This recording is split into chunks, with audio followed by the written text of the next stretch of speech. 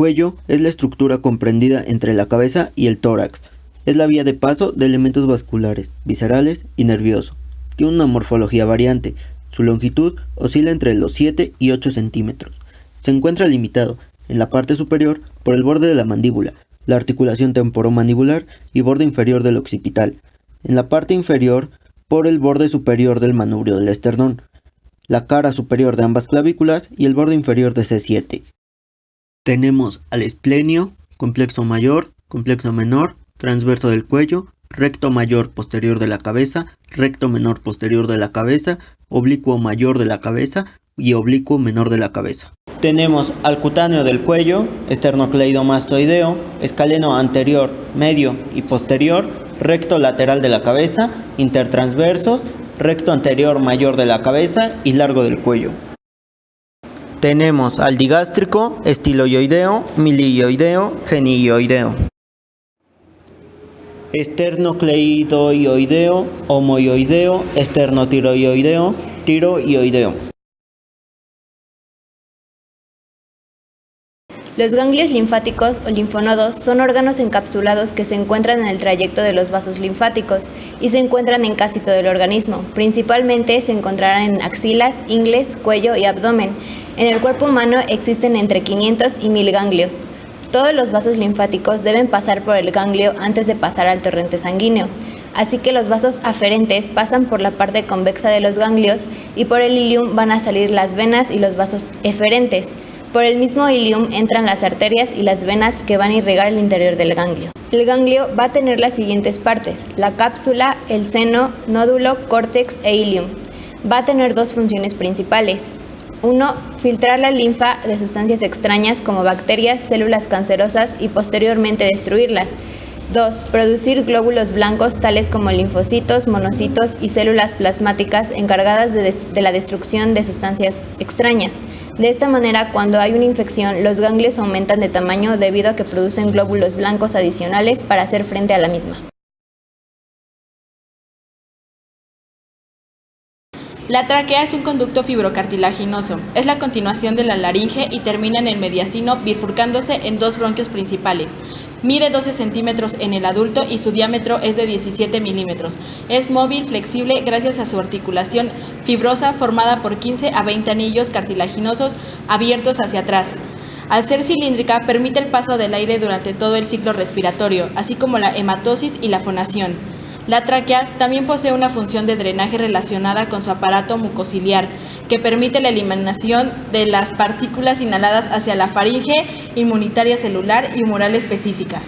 Las paredes de la tráquea presentan varias capas de tejidos y del interior al exterior estas capas son mucosa. Sus cilios constantemente impulsan el moco cargado con polvo y otros desechos hacia la faringe. Submucosa es una capa de tejido conectivo profundo a la mucosa y contiene glándulas seromucosas que participan en la creación de la lámina de moco dentro de la tráquea. Adventicia es la capa más externa y está constituida por tejido conectivo reforzado internamente con entre de 16 a 20 cartílagos y alinos en forma de anillos.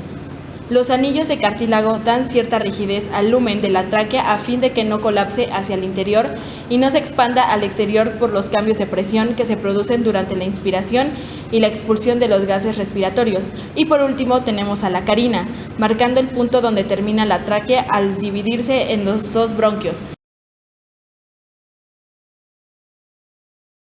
La glándula tiroides es un órgano situado en la región anterior del cuello en forma de mariposa. Consta de dos lóbulos simétricos adosados a los lados de la tráquea y la laringe, que están unidos entre sí por el istmo. La tiroides pesa unos 20 gramos en un adulto sano. Las funciones básicas son regular el metabolismo y la temperatura corporal. Es necesaria para el crecimiento. El sistema nervioso necesita de ella para su correcto desarrollo. Regula la asimilación de los diferentes nutrientes y por último es fundamental para regular el ritmo cardíaco y el desarrollo de la piel. La carótida son arterias o dos grandes vasos sanguíneos interpuestas entre la aorta o el tronco brachiocefálico. Suministran grandes cantidades de sangre hacia el cerebro y sus ramas terminales son carótida interna y externa. La carótida común izquierda se origina en el arco a 5 milímetros por detrás del tronco brachiocefálico. La carótida común derecha nace en la base del cuello de la bifurcación del tronco brachiocefálico. Tenemos 7 segmentos. El primero es el segmento cervical o C1. Embriológicamente se deriva del tercer arco aórtico. Los segmentos continuos de C2 a C7 son extensiones cefálicas de la aorta dorsal embrionaria.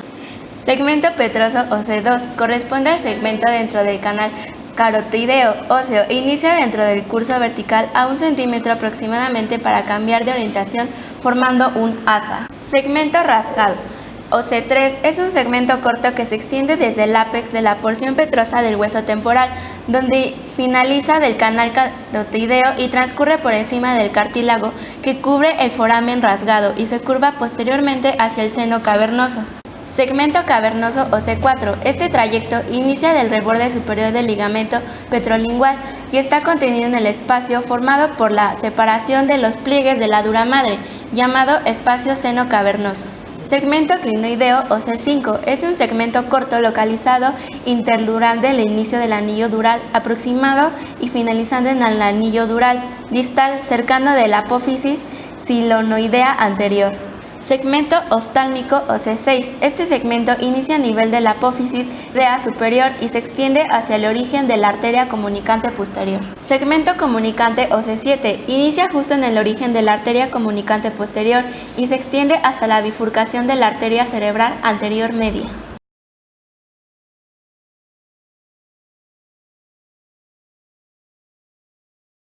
Las venas yugulares son las que van a recaudar el drenaje venoso de la cabeza, cara y del cuello. Reciben sangre deficiente de oxígeno que van a llevar hasta la vena cava superior. Vena yugular interna. Inicia en el foramen yugular que se encuentra en la base del cráneo y va a estar originada por el seno sigmoideo. Va a tener un recorrido descendente vertical por el cuello. La vena yugular interna se va a unir con la vena subclavia a nivel de la articulación esternoclavicular y van a formar el confluyente yugulosubclavio, que va a ser la unión de ambas venas. A estas formaciones va a continuar la formación de los troncos venosos brachiocefálicos derecho e izquierdo, y estos troncos se unen para formar la vena cava superior, la cual va a llegar a la aurícula derecha del corazón. Las venas que van a desembocar en la vena yugular son las venas faciales, lingual, tiroidea superior y media. Vena yugular externa. Se encuentra por fuera del músculo esternocleidomastoideo, es más superficial. Inicia a nivel de la celda parótida por la unión de la vena temporal superficial y la vena maxilar interna.